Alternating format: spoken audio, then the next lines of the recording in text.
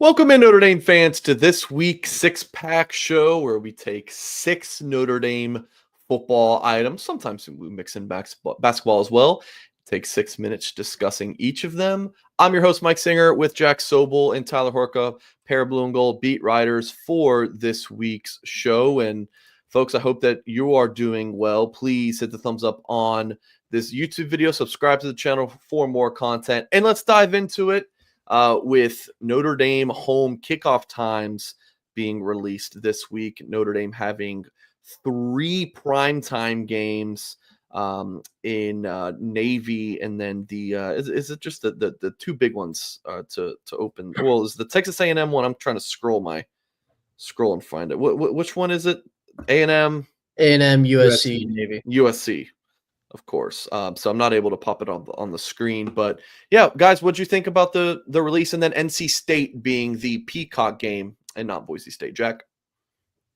Yeah, I guess starting with the Peacock game real quick, this is the second straight year that NBC has either prematurely last year with Louisville or incorrectly this year with NC State because they reported to be Boise State. It was the second straight year NBC either incorrectly or prematurely reported the Peacock exclusive game. So perhaps and this is both during the blue gold game. So that's something for them to iron out. But the rest of it, I mean, the only real surprise is not USC, is Navy. I think we both expected A&M, of course, the opener marquee game, and then USC. That should always be a night game when that's at Notre Dame Stadium. But Navy was a surprise. I think like Navy could theoretically be undefeated heading into that game. They're a popular group of 5 playoff team pick, so I get that part of the appeal, but it's still kind of jarring to see Notre Dame Navy as a night game. First time ever. So I guess there really is a first time for everything. First time ever at Notre Dame Stadium. That game always screams afternoon. Like if you can get it in before the sun is even all the way down, then you've probably done a pretty good job. But now with that being in November, I mean, the sun's going to be all the way down before it even kicks off. So it's going to feel a little strange for the Navy game, but I'm with you, Jack, when it comes to USC, especially with like the juice that's been added to that rivalry right now. Kick that thing off under the lights, because I think you're going to draw in college football fans at large. And of course, you're going to have Notre Dame fans all over that game. You're going to have USC fans all over that game. And the juice that I'm talking about, obviously, is Chad Bowden going over there, a bunch of other Notre Dame support staffers going over there. Kennedy Urlacher, I mean, if he makes a play in that game, NBC is going to be licking its chops, because that's going to go all over social media, and people are probably going to find the remote and switch over to NBC if it's a good game. Like, I think that could have blowout written on it. Once again, we'll see what USC is. I mean, Lincoln Riley is losing me a bit here, but it's the rivalry, right? Like, that has to kick off under the lights. And then we're working in reverse order here. Texas A&M obviously has to kick off under the lights. Like, that's going to be a massive revenge game for the Aggies, and really just like, that's what these home and homes are about, right? Like we talked about it with the Clemson series getting struck up, and you're going to be able to have that over the course of like 12 years. The home and homes are awesome because we had what we had last year with Notre Dame going down there and getting the Aggies late in that fourth quarter. Really, it came down to the final 4 or 5 minutes there, and Notre Dame won. And then who knows? The same thing could happen here in South Bend as well, where the Aggies come up here and Texas A&M and Notre Dame are locked in a really close one in the fourth quarter. Again, I think that'll be exciting, and it'll be made more exciting by it being under the lights for sure. I do think now, if you're Notre Dame, you really have to hope to get lucky with some non-night games in the rest of the schedule, because Marcus Freeman has said that, while night games at Notre Dame Stadium are better, plain and simple, they're a better atmosphere, better fan, not necessarily attendance, but better fan support. I think the stadium's louder when it's a night game. Too many of them is not a good thing. And 3 night games on the home schedule, that's at least a little bit of an eyebrow raiser. Now the home schedule is larger this year. I think there are 7 home games than it has been in the past couple of years when Notre Dame has kind of leaned into the neutral site Shamrock Series thing. So that part makes sense. But I think there are some games like Arkansas, you really hope that's not a night game. Pitt, Boston College, you hope, if you're Notre Dame, that those aren't night games. and we both remember 2 years ago when Marcus Freeman was told in real time that Louisville was a night game and it would be Notre Dame's 4th straight night game, and his reaction was like, "Oh, seriously?" So, and they're conscious of that. So obviously, it's give and take. Night games are a better atmosphere, probably better TV ratings, but you don't want too many of them because that can tire your team out. So if I'm Notre Dame, I have my fingers crossed for some of these road games that could swing either way. Yeah, I like bringing in the totality of the entire season because 1/3, we talked about this yesterday, Jack, 1/3 of the season is already a 7:30 p.m. Eastern kickoff because the Miami game to start out the season is at 7:30. And I guess maybe that I don't know how bye weeks get determined. I do think the coaches maybe have like a little bit of push and pull in meetings and whatnot, like, hey, help us out here, throw us a bone, basically. But Notre Dame playing Sunday night at Miami. Could you imagine if they had to turn around and play another night game, Texas A&M? They're coming home to do that, but like all of a sudden that bye week that everyone's like, what the heck? Why aren't they playing in week 2? It makes a little bit more sense now, given that you got a night game there, and then Texas A&M is a night game as well. So yeah, the grind of an entire season. You said it perfectly, Jack, and we experienced it as beat writers. Like the primetime games in 2023 were adding up, and they were taking a toll. And so you maybe the Arkansas game will be one of those classic like 11 a.m. kickoffs. Crossing my fingers for that SEC 11 a.m. kickoff. That would be fantastic. Guys, there's been a lot of Malachi Fields hype in the media, and Tyler, I know we just talked about this the other day with Darren Pritchett at Sports Beat in South Bend, but Blake Brockermeyer, I just saw this. I don't even know if he mentioned it at CBS, had a mock draft. He has Malachi Fields as wide receiver 1 going number 8. I mean, is it a little too much, some of the Malachi Fields hype, or is he that darn good? I think that is probably a stretch, but that's like, Jack, you follow the draft. There's analysts who put their neck out there for guys, and they're like, yeah, this is my guy. I'm going to back him. I guess we could say Mel Kiper and Shedeur Sanders was an example of that, but Brockermeyer is like someone who studies like all the wide receivers and whatnot, writes about them. I'm not saying Kiper doesn't. He obviously does. That's his job. That's who he is. It's who he's always been. But sometimes you just fall in love with somebody, and that sounds like the case there. But I do agree with Mike in that there's been a lot of falling in love with Malachi Fields, and I don't really want to look at it from an NFL draft perspective because let's just see what he does at Notre Dame in 2025 first, and let's look at it through that lens. He's got the case to have the best statistics, and I know you're not a huge stat guy, Jack, but like, let's face it, Notre Dame hasn't had a receiver go for over 800 yards in a single season since Kevin Austin in 2021. That was my first year on the beat. That feels like ages ago. Like, it needs to happen. Notre Dame needs a wide receiver to flirt with 1,000 yards, whether it's just for the optics of it. And with that comes in-game production. Like, if he's getting close to that number, that means he's probably helping the Notre Dame offense move the ball, score points, all of those things. So can he be that guy?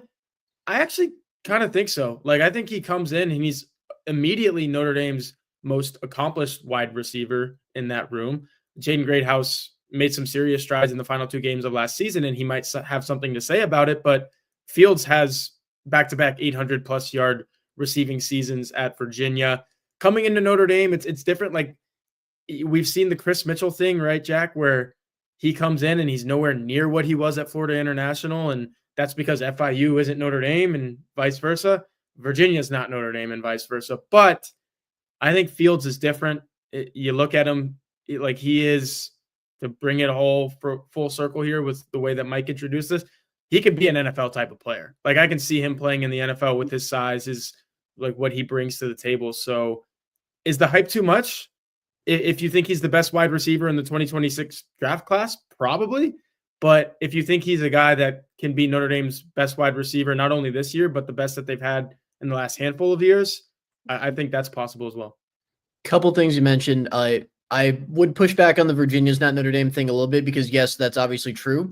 But Virginia's schedule isn't dissimilar to what Notre Dame plays, particularly last season when Notre Dame's schedule was awful. So I don't think it's necessarily a step up for competition for Fields. I think it's definitely a step up in quarterback play for Fields because he was with Anthony Calandria for most of the past 2 years, and Anthony Calandria isn't very good. So I think his production can stay similar because you're going to get better one would assume, because we can't say definitively because we haven't seen him, but one would assume better quarterback play at Notre Dame. But there's also going to be more competition for targets, and Notre Dame won't pass the ball as much as Virginia did because it's got a dominant run game. That's why like the wide receiver numbers, like the production is important, obviously, but the 800,000 yard markers, that's more for optics than anything else in recruiting, because obviously receivers coming into Notre Dame are going to want to see past history of production. But you also have to take into account the context that like Notre Dame runs the ball more than other teams, therefore their receivers aren't going to be as productive.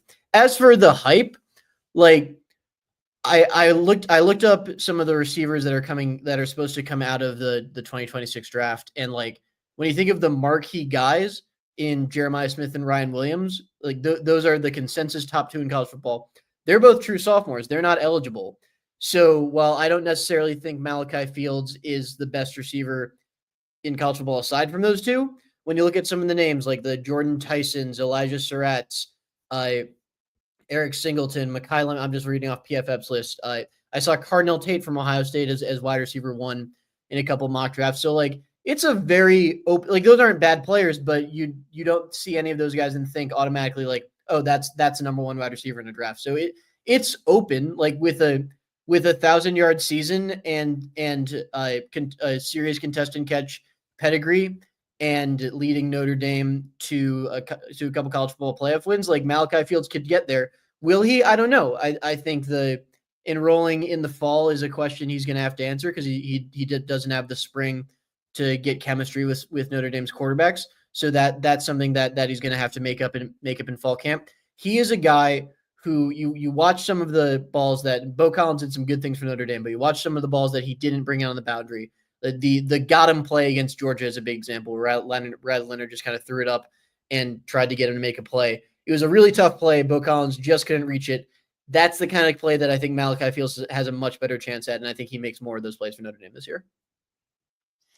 CBS, same. Blake Brockmeyer had Malachi Fields number 19 player in the country.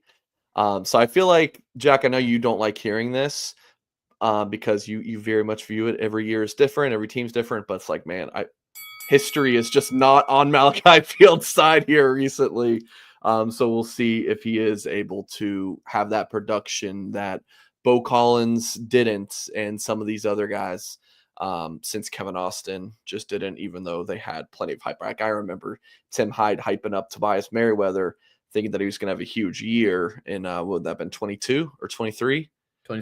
23, yeah, and just did not happen. Jack, you've been doing a neat article series reviewing Notre Dame's opponents and what they did in the portal. So like what how their team looks differently from last season to this season, and you've done a few of them. So interested to hear, what you learned about Miami and Texas A&M. I should note that Tyler and I are doing the series together. I just happen to have the first couple games just because I've been researching those teams for the Football Preview magazine. Anyway, so starting with Miami, and then I'll throw it to you, Tyler, for comments on Miami. Their season's going to hinge on whether they get the 2023 or 2024 version of Carson Beck. The 2023 version attacked opponents downfield, protected the football, had 9.5 yards per attempt. The 2024 version struggled to attack downfield, got hurt towards the end of the season, and threw 12 interceptions, did not protect the football. So it really depends which version they get. Their other main objective in the portal, Miami's, was to overhaul the secondary, and they believe they did that. They got 5 potential starters. They could start an entirely portal built secondary. So it's tough to say if they totally fix that weakness, but they went a long way towards doing that in the portal this year. Yeah, I just have quick comments because I, like everyone else at Blue and Gold, really just kind of reading this and learning from you, Jack. So excellent work on there. Read about Purdue tomorrow. That's my plug for the work that I'll get started on this. But it's kind of crazy. Like we've been talking about this transfer portal narrative with Notre Dame, right? Where half a dozen guys leave over the course, or 8 guys leave over the course of both portals. Like, look at these numbers that you're putting on here, Jack. 21 guys leave and then they have to take 20 in. Like I guess that's, I don't know what the average is in college football, but like that's for these big state schools, right? That's what they're doing is a bunch of guys are leaving, a bunch of guys are coming in. So I thought that was interesting. But then like the guys that are coming in, they're coming in from big schools, man. Georgia, TCU, you get some Louisiana Techs and Rutgers thrown in there, but you have Auburn, Tennessee, Wisconsin as well. So I thought that was interesting. Like you said, I think it comes down a lot to Carson Beck and what he looks like. Who is he going to be? But last thing I'll say about Miami, if it comes down to Bert Auburn making a kick at Hard Rock Stadium in the season opener versus Notre Dame, I like Mitch Jeter's odds of making that kick last year against Penn State way more than I like Bert Auburn making a big kick against Notre Dame this year. That's the last thing I'll say about Miami. I was curious how Miami took Texas's kicker, but I guess that's why. The other thing that I'll say about Miami before moving on to Texas A&M is they did lose, I think, their second or third leading receiver in Isaiah Horton to Alabama. That transfer I see as akin to guys like Pat Coogan and Rocco Spindler leaving Notre Dame, in that, like, yeah, he was a solid, productive veteran, but Miami's got some wide receivers coming up who are supposed to be really, really good. Sophomore named JoJo Horton, freshman that I'm not going to remember his name, but he really impressed in spring ball. And so Horton's a guy who I think left. We have only a minute left. I didn't see the clock for a while. Yeah, it come on here for some moderation. It froze. I don't know froze, where so I had we're to reboot to it. be, So you guys were did see stuck that at was 5.5 minutes for a long time, but just go ahead, get your thoughts out. Okay, so moving on to Texas A&M, the two positions that they really overhauled were the wide receiver room, which was a little disappointing last year, and the defensive line room, which they lost 3 first or second round picks to the draft. So the wide receiver names to know: Kevin Concepcion from NC State and Mario Craver from Mississippi State. Those two guys are going to start for the Aggies. Concepcion had a really, really good freshman year, struggled a bit as a sophomore amid some quarterback turmoil at NC State. So if he can return to his freshman year form, that's a really good ad for them. Then they acquired nice mark for the glasses. They acquired a few decent defensive linemen, a few guys who I describe as like solid floor raisers on the defensive front, solid if unspectacular, who aren't going to let the D line be bad, but it's not necessarily going to be as scary as it was last year. I would have liked to see A&M overhaul their secondary a little bit more than they did last year, because that's what really collapsed down the stretch. They did get a nickelback from Wisconsin who's supposed to be Washington, who's supposed to be pretty good, but the secondary and linebacker, frankly, overhaul probably wasn't enough for them. Look, everyone here knows my thoughts on Texas A&M, but this is what I got from reading your piece, Jack. I don't see how the Aggies made themselves, I like the word that you use, any scarier. You particularly used it for the defensive line. I'm using it for the team as a whole. Are they any scarier than they were when Notre Dame went in there for the season opener last year? And like I said earlier in the show, had to gut out that victory. Week ones are weird. It's a lot weirder when you're in front of 110,000 hostile people, but this seems like a very gettable game for Notre Dame. That's all I'm going to say. Like, you're at home this time. It all depends on Notre Dame's quarterback situation. You can throw that caveat in with anything, but I'm looking at Texas A&M thinking Notre Dame's got more talent than that team. Yeah, I think real quick, wrapping up A&M, they have talent. It's kind of a matter of putting it together. Their offense should be better because of what they have coming back. They returned all 5 starting offensive linemen and a really good collection of backs. Plus, they have Marshall Reed as a dual threat guy who can create kind of that multifaceted run game. So I think A&M is probably not going to be worse than an 8-win team again. I have a hard time seeing them be worse than that. But there are a few a few questions they need to answer to see if they're going to be better. I have no idea if you guys got a 4-minute round or like a 12-minute round there. I don't know. I think it was pretty normal. Maybe like 7. I think we did a good job. All right. Cool. Jack, they won't be any worse than 8-4 because they will be 8-4. Okay, they are Texas 8-4. Ari Wasserman and Andy Staples put out their top 10 college football jobs list. It is May after all. This is list season. Andy had Notre Dame at 6 and Ari had Notre Dame at 9. Nice. But just thoughts on the list, guys? I'm not able to put it up on the screen, but especially with Notre Dame, like, is Notre Dame a top 5 job, Tyler?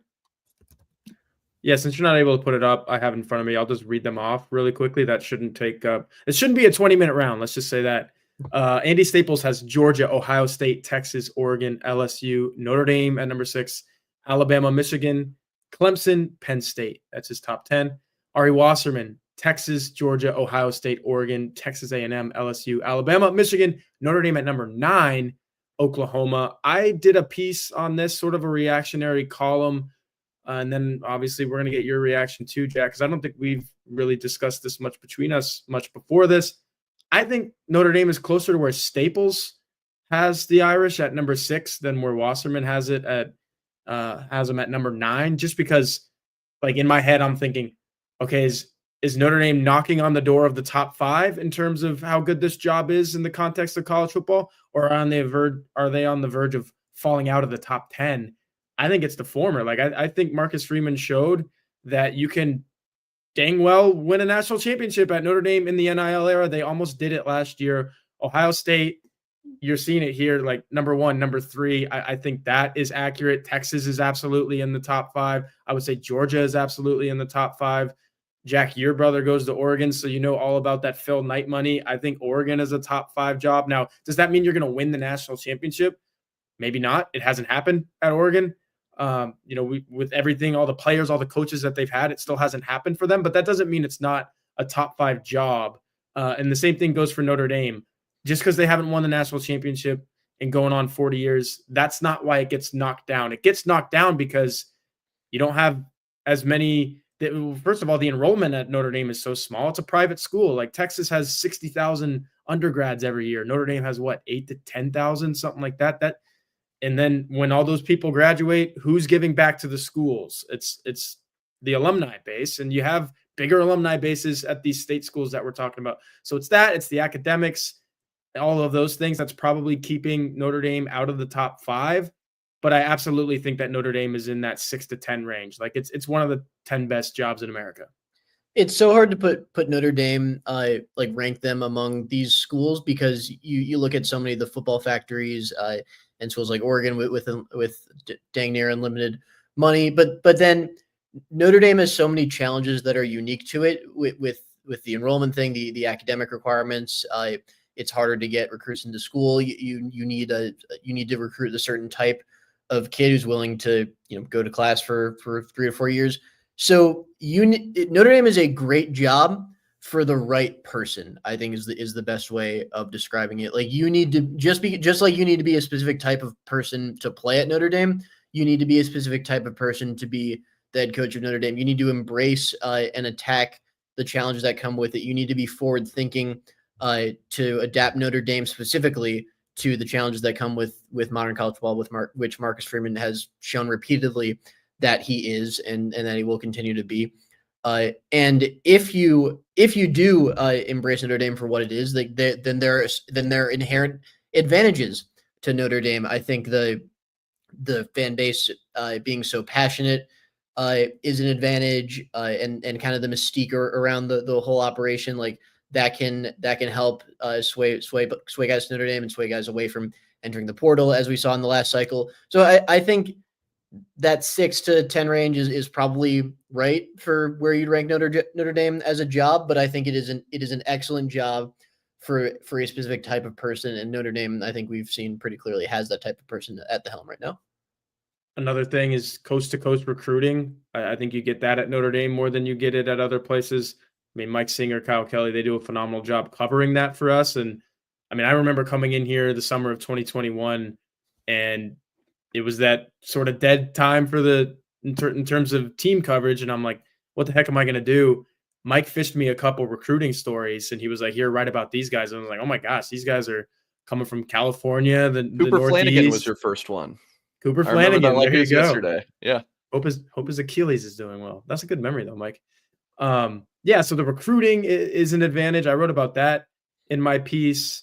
I like the fan base thing that you talked about, Jack, because the fan base is national. Like, Notre Dame's going to Las Vegas to play games. Notre Dame's going to Yankee Stadium to play games. if you can handle that, like you said, Marcus Freeman, you have to have the right coach that's able to take teams there and win those games. Because if you lose those games, you look stupid. If Notre Dame goes to Yankee Stadium last year and loses to Army, they look stupid. They look stupid if they lose to BYU at Allegiant Stadium in 2022. You win those games, and then you're like, heck yeah, we're Notre Dame. Like, this is what we do. We go coast to coast and play these games. So I think that's pretty cool as well. But again, it's just like, is Notre Dame ever going to be the best job in America? Probably not, because it's tough, man. There's a lot of tough things that are probably keeping Marcus Freeman up at night. There are some tough things that drove Brian Kelly to LSU. And look, I agree with LSU being here on this list as well.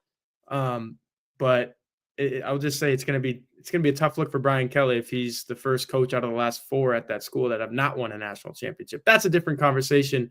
But that's why LSU is on here too. Like, all these schools are on here for reasons that are unique, and some of them, some of the reasons that they share.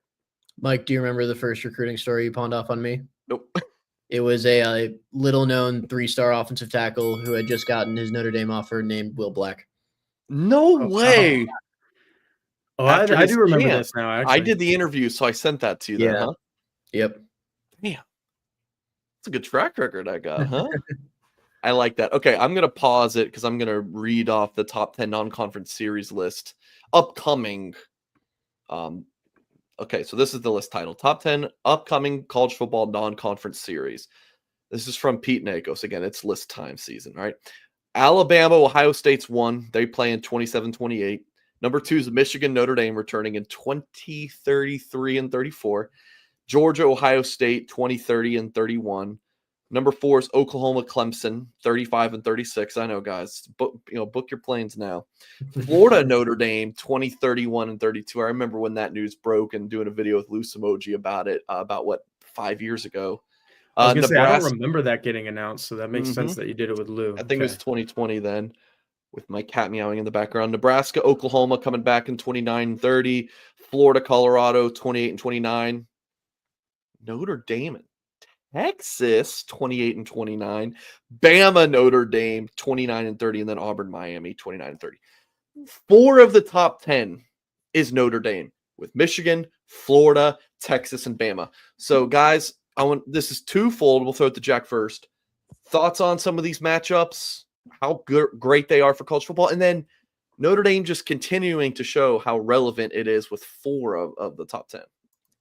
I'm actually going to go a different direction, because my biggest question here is how many of these games are actually going to get played, because it's a very much up in the air. You hear everything that comes out of USC about the USC Notre Dame series is USC loves the rivalry, but USC also knows that it plays 9 conference games, and it is not necessarily beneficial to USC to have Notre Dame on the schedule. You're probably going to see schools like, I'm not as worried about Michigan, but schools like, because Michigan has the natural rivalry, but you have schools like Florida and Texas and Alabama who, as the SEC moves to a 9-game conference schedule, are going to ask themselves, do we really want Notre Dame on this schedule? So, and frankly, if I were them, I'd seriously consider no, because unless obviously the playoff system changes every year, every day, it seems like. But as of right now, there is very little incentive for a school with a 9-game SEC schedule to put Notre Dame on it, because that is just a needless toughener. That's not a word, but you know what I mean. It's a needless added difficult game that if you're playing SEC schedule, like you can't really afford. It's like a speed bump, right? And yeah. Everyone's gone around the speed bump instead of going over the speed bump, right? It's like, if you're Michigan, why, or whoever, like you said, maybe Michigan's not one of those teams, but why not just kind of turn and go around the speed bump instead of going right over it? So this honestly, like, I don't know if it would directly threaten Notre Dame's independence, but this is the biggest drawback to me at the moment, is that, like, the big wigs, and this is another reason why the Clemson series is so important and beneficial to both teams, because they need that. Whereas a school like Florida, who, I mean, everything the past 2 years has been like Florida's schedule is impossible. Like they don't need a Notre Dame on their schedule. And honestly, Florida in particular, like I think it should do everything it can to get out of that series. Yeah, but I'll kind of spin it the other way. Keep it on the same topic, but also spin it the other way.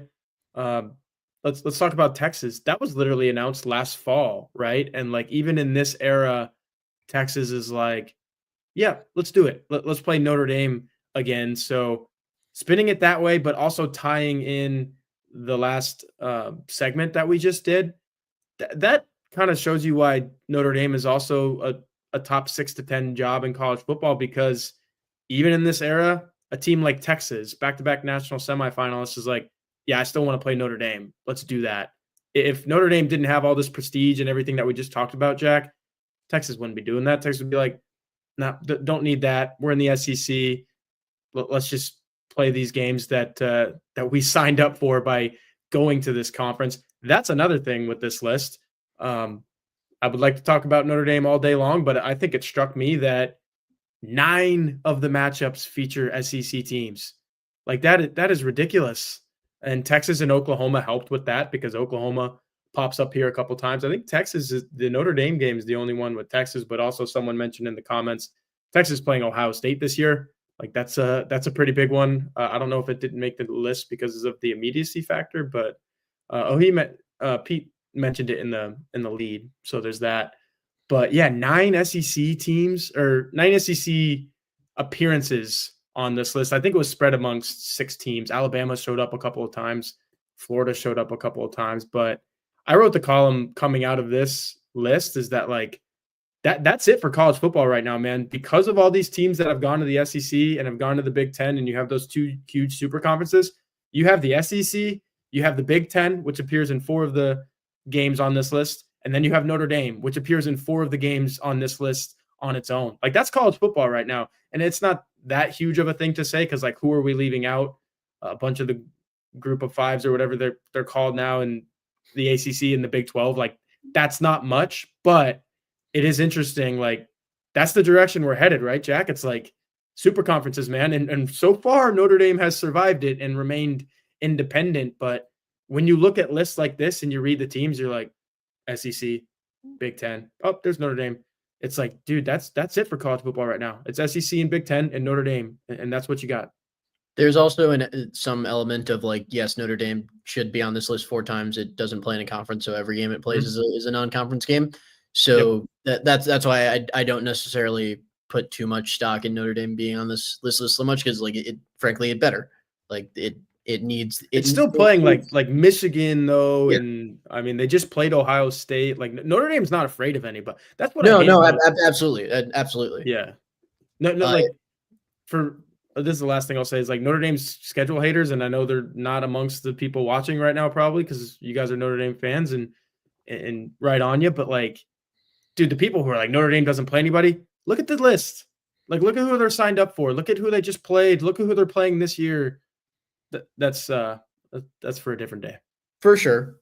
I do agree with Mark with Glasses' comment at 5:30, Mike. If you want to throw that up there, I think that sums up what I was saying earlier. Like Notre Dame needs these games more than like the Alabamas and Texases and definitely Florida's need these games. So I'm That's curious. The scary part. Yeah, for sure, and that is the biggest threat to Notre Dame in independence at the moment is that Notre Dame needs the Big Ten and SEC more than the Big Ten and SEC currently need Notre Dame right now.